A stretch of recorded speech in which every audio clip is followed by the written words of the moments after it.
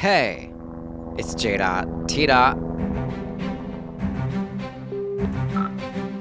Also known as JT the LA Storyteller. Here are Los Cuentos de Los Angeles. Also known as JT the LA Storyteller Podcast.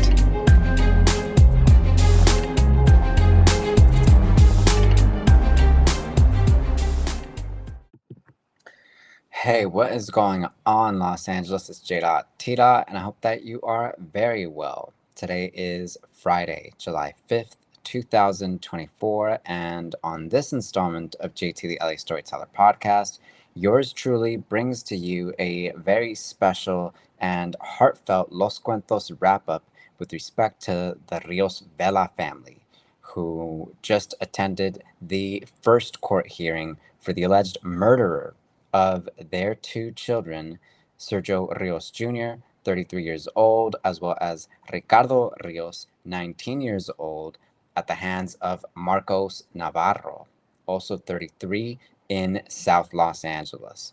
And so, just to get you up to speed, we are going to play a clip from the court hearing, that is, after it was through, in which Amalia Rios stands alongside Sergio Rios Sr.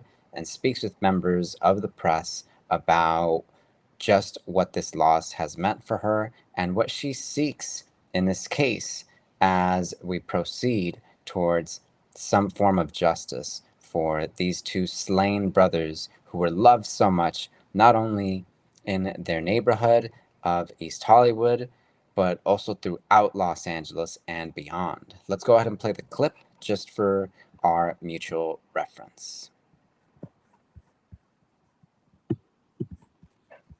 Presentaron cargos formales contra Marcos Navarro, de 33 años, quien es acusado del asesinato de dos hermanos que estaban sentados dentro de su vehículo afuera de su casa cerca de Exposition Park. Los fallecidos eran Ricardo y Sergio Rios, de 18 y 33 años respectivamente. El pasado 1 de junio ellos habían salido a comprar almuerzo para la familia y sin motivo aparente Navarro les disparó mortalmente. Hoy su madre expresó su dolor y su indignación. Yo vengo arrastrándome como sea porque nadie sabe mi dolor. Son mis dos hijos los que yo crié con tanto sacrificio para que salieran adelante y fueran unos hijos buenos. Y mire, este vino a matármelo. La jueza Susan DeWitt impuso una fianza de $5 millones al detenido Marcos Navarro y lo citó a una próxima audiencia en corte para el próximo 30 de agosto. So, Los Cuentos de Los Angeles absolutely shouts out Amalia Rios-Vela for her tremendous courage. I mean, if you can even begin to imagine what she's going through, I don't know how one finds the way to nonetheless stand up and speak out on behalf of their loved ones, as Amalia just did in this clip. Because while one can see that the heartbreak she is going through is completely unfathomable to anyone out there other than herself, what is also true is that she is very clear in her mind about the need to see this alleged suspect, this primary suspect, Marcos Navarro, behind bars for the rest of his life for this heinous assault and infliction of incalculable pain upon her and her family and all of us who knew and loved these brothers. So we have to salute her. We are holding this podcast in honor of her words and in honor of her strength, and attempting to be just a fraction as strong as she and her partner, Sergio Rios Sr., have been over the last 4 weeks. And so, yeah, for the record, this was on Wednesday, July 3rd, 2024, at the first court hearing, kind of the introductory hearing, very much the introductory hearing for this case in the city of Los Angeles concerning our friends, neighbors, brothers, and beyond.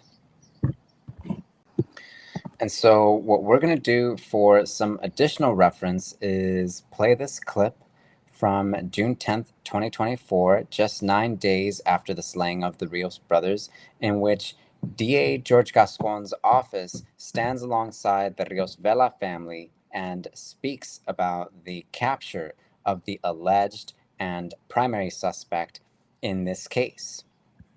On the screen there is Ivan Robles, Sergio and Ricky's primo, and he had choice words for us to note in this event. So let's go ahead and play the clip to hear from Ivan, and we will also go back to that for our mutual reference. My family and many in Los Angeles are devastated by the senseless murders of my dear cousins, Sergio and Ricardo Rios. How is it possible that two young men in this city are gunned down in broad daylight for simply grabbing lunch for their family? Sergio, 33, was a son, a father of two, a husband, and an artist who lit up any room he walked into with joy.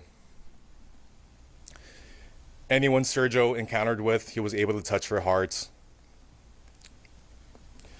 Ricky, our sweet Ricky, was only 19. He had his whole life ahead of him. He was an artist like his older brother, who he adored, and he had a charming and bright demeanor. Our family was so excited for the life he was to carve out for himself, but that was stolen from him to a senseless murder. I ask you now, how many innocent men and women need to die before change happens on our gun laws? How many Rickies and Sergios need to leave us too soon? How many mothers need to live with broken hearts?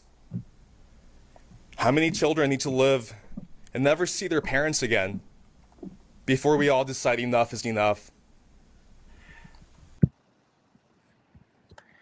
And so you can watch the full clip via the link in our show notes to be sure. But of course, Los Cuentos de Los Angeles also shouts out Ivan for finding the courage to speak on behalf of his family here.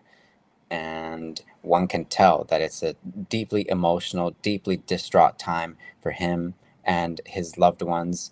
So to find these words somewhere, somehow, is a huge testament to the will and strength of these families time and again. These families who make Los Angeles, these families who feed Los Angeles, these families who define Los Angeles in their everyday being, in their everyday resilience, since time immemorial, actually, or at least going back to the foundations, going back to the original Los Angeles. I also wanted to play this clip to note that Ivan is, of course, grasping here, right? You can see that there's a lot that he's been going through over the past week, that there are so many tears he's shed alongside his loved ones, alongside the community, and that it's difficult, actually, to tell the world how one feels after the capture of someone who has inflicted this incalculable pain upon you and your loved ones, upon your entire world and everything that you've known, right? So I do want to note that it's not easy to get up there as Ivan is doing in this clip, or as Amalia did just earlier this week, and yet there they are. There they are calling for justice for Sergio Rios Jr. as well as Ricardo Rios. And that is us. That is who we are. That is who we support in this city, because there's no other way about it, actually. These are the people who complete our community in so many different respects. And so that is why yours truly has taken this case so closely to heart.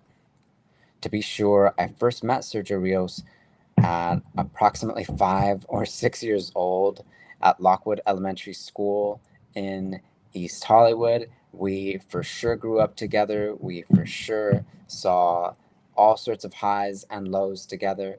We for sure came to remain friends as young adults. And although we each sort of drifted into our respective efforts out here in the city, our respective projects in Los Angeles, the bond was and always will be there. And especially as I approach the 10th anniversary for Jimbo Times, the LA Storyteller, I know with everything in my heart and being that Sergio, were he still here with us, that he would be celebrating with me somewhere, somehow, because he believed in JT, the LA Storyteller. And it's for that reason, among others, that we're giving this cuento all the space that it requires. And it's for that reason, among others, that we're going to keep following this case, that we're going to keep following the developments for this family, and that we're going to keep the city of Los Angeles posted, that we're going to let the city know as to what is next here. As noted in that first clip, the next official hearing for Marcos Navarro, the alleged or primary suspect in this case, is on August 30th. And so we will have developments to discuss in between now and then.